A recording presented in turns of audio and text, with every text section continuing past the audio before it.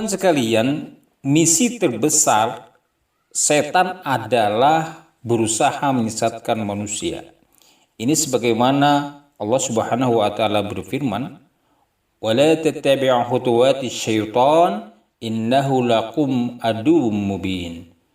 Innama ya'murukum bisyu'i wal fahsya' wa an taqulu 'alallahi ma la ta'lamun."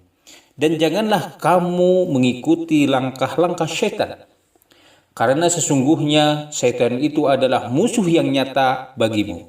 Sesungguhnya syaitan itu hanya menyuruh kamu berbuat jahat dan keji dan mengatakan terhadap Allah apa yang tidak kamu ketahui.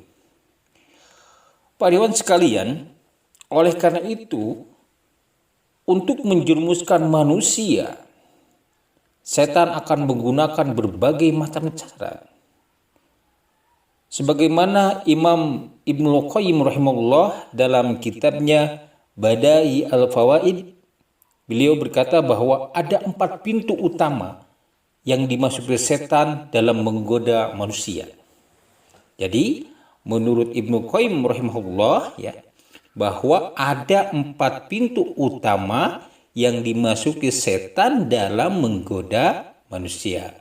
Yang pertama adalah banyak memandang. Ini contohnya adalah memandang lawan jenis ya. Dalam surat An-Nur sendiri diperintahkan untuk menundukkan pandangan. Qulil mu'minina yaghuddu min absarihim wa yahfadhu furujahum dzalika azka lahum innallaha khabirum bima yasnaun. Katakanlah kepada laki-laki yang beriman, hendaklah mereka menjaga pandangannya dan memelihara kemaluannya. Demikian itu lebih suci bagi mereka. Sesungguhnya Allah Maha teliti terhadap apa yang mereka perbuat. Nah, perintah untuk menjaga pandangan ini bukan hanya diperintahkan kepada laki-laki, tetapi juga diperintahkan kepada wanita atau perempuan. Sebagaimana Allah Subhanahu wa taala berfirman, "Qulil mu'minati yaghdudna min absarihinna wa yahfadna furujahunna." Katakanlah kepada perempuan yang beriman, hendaklah mereka menjaga pandangannya, memelihara kemaluannya. Dalam sebuah hadis dikatakan bahwa jinak kedua mata adalah dengan melihat. Nah, dari Jabir bin Abdullah radhiyallahu anhu, ia berkata, aku pernah bertanya kepada Rasulullah Shallallahu alaihi wasallam mengenai pandangan yang tidak disengaja. Maka beliau memerintahkanku supaya memalingkan pandanganku. Nah, itu yang pertama, bahwa pintu yang dimasuki setan untuk menggoda manusia itu adalah dengan menjaga pandangan. Yang kedua adalah dengan banyak bicara. Jangan bicara.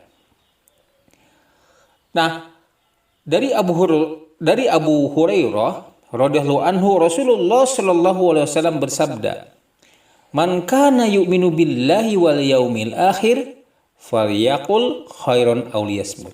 Siapa yang beriman kepada Allah dan hari akhir, berkatalah yang baik atau diam. Dan yang ketiga, pintu yang banyak dimasuki setan dalam rangka menggoda manusia adalah banyak makan. Dari Al-Miqdam bin Ma'di Karib radhiyallahu anhu, ia berkata bahwa ia mendengar Rasulullah Shallallahu alaihi wasallam bersabda, tidak ada tempat yang lebih jelek daripada memenuhi perut keturunan Adam. Cukup keturunan Adam mengkonsumsi yang dapat menegakkan tulangnya. Kalau memang menjadi suatu keharusan untuk diisi, maka sepertiganya untuk makannya, sepertiganya untuk minumnya, dan sepertiga untuk napasnya. Ibnu Rajab rahimahullah mengatakan bahwa manfaat dari sedikit makan bagi baiknya hati adalah hati akan semakin lembut, kata beliau. Nah, pemahaman semakin mantap, kata beliau juga, jiwa akan semakin tenang, hawa nafsu jelek tertahan, dan marah semakin terkendali. Hal ini berbeda dengan kondisi seseorang yang banyak makan. Para iwan sekalian, pintu keempat yang sering dimasuki setan untuk menggoda manusia yaitu banyak bergaul. Dari Abu Hurairah radhiyallahu anhu, Rasulullah shallallahu alaihi wasallam bersabda, seseorang akan mencocoki kebiasaan teman karibnya. Oleh karenanya, perhatikanlah siapa yang akan menjadi teman karib kalian.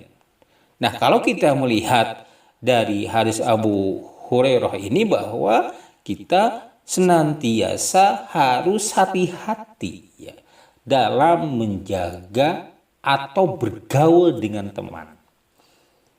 Kita kenal sama semua orang bagus ya, bagus.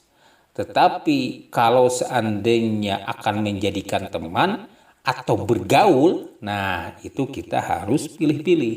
Nah, jadi kalau ada yang mengatakan bahwa kalau bergaul itu jangan pilih-pilih, justru enggak.